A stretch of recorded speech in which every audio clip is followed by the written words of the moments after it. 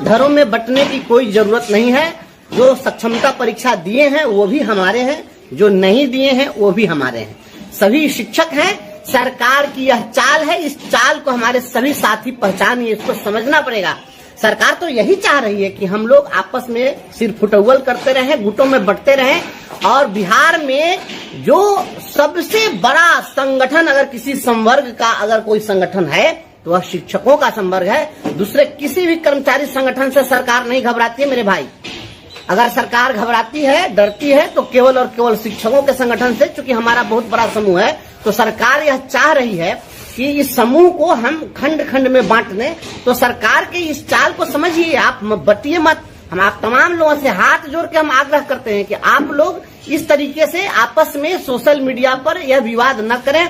और कुछ लोग यह लिख देते हैं कि जो सक्षमता परीक्षा दे दिए वो गद्दार हैं, जो दे दिए हैं वह कह देते हैं कि जो सक्षमता परीक्षा नहीं दिए हैं वो कायर हैं। तो मैं यह कहना चाहता हूं मेरे भाई बंधु, मेरे तमाम शिक्षक भाइयों बहनों, न कोई गद्दार है और न कोई कायर है। परिस्थितियों के कारण हर कोई सब अपना निर्णय लिया। जो परिस्थितियां थी उन परिस्थितियों में जिन्होंने परीक्षा इसलिए दी क्योंकि वे अपने घरों से बहुत दूर पदस्थापित थे और वो चाहते थे कि इसी परीक्षा के बहाने उनको गृह जिला आवंटित हो जाए, घर के पास वो चले आए। और यदि वह परीक्षा के बहाने अपने जिले में अगर उनकी पोस्टिंग हो रही है तो उनको हम इसके लिए बधाई देना चाहेंगे।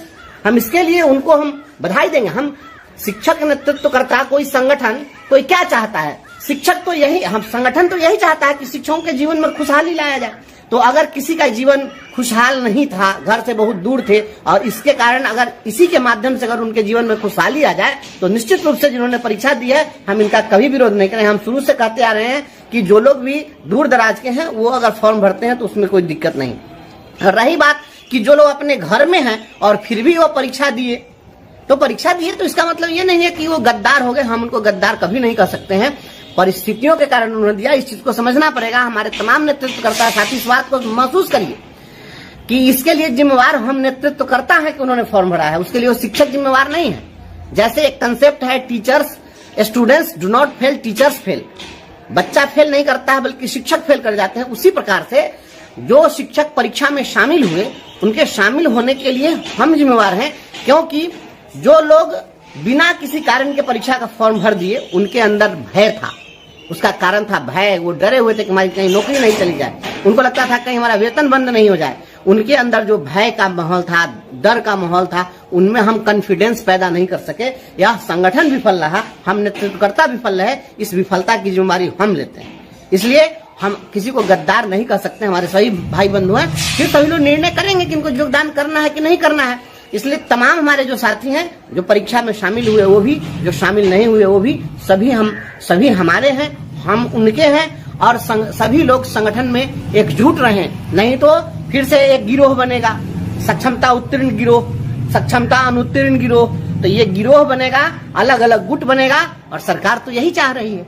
तो ये इस तरीके से किसी साथी को बंटने की जरूरत नहीं है। आप लोगों से मेरा करबद्ध अनुरोध है कि जिन लोगों की पोस्टिंग गृह जिले में हो गई है और घर से अगर बहुत दूर पदस्थापित थे वो योगदान करें। उनको बहुत बहुत शुभकामना और बधाई है। उनके जीवन में इसी के माध्यम से खुशहाली आ रही है, तो आने दीजिए, कोई दिक्कत नहीं है। रही बात कि जो लोग सक्षमता परीक्षा नहीं दिए हैं और उनको राज्यकर्मी बनने की बात है, तो इस मुद्दे पर और भी बातें हैं। हम इस पर और बात बताएंगे। परिणाम आपके सामने आ चुका हुआ है। अब यह स्पष्ट हो गया है कि आप परीक्षा दें तब भी, परीक्षा न दें तब भी, दोनों भी परिस्थितियों में आपकी नौकरी को कोई खतरा नहीं है। इसलिए अब आपको कोई टेंशन लेने की जरूरत नहीं है। अब जो शिक्षक रिटायरमेंट की एज में है वह परीक्षा तो नहीं देगा। अब 2 साल के लिए उनको क्या राज्यकर्मी मिल जाएगा, तो क्या भारत रत्न तो नहीं मिल जाएगा। इसलिए ऐसे लोगों को अब कोई टेंशन नहीं लेना है। टेंशन से आप मुक्त हो गए हैं और अब बेहतरी के लिए हम लोग परीक्षा दें नहीं दें, क्या करें, इस पर हम लोग भी कुछ काम कर रहे हैं, कुछ विधि विद्ताओं से राय मशविरा कर रहे हैं। इसलिए तमाम साथी एकजुटता बनाए रखें, भाईचारा बनाए रखें, और सोशल मीडिया पर कम से कम आप सभी लोग एक दूसरे के खिलाफ न आप किसी को गद्दार कहिए, न कोई किसी को कायर कहे।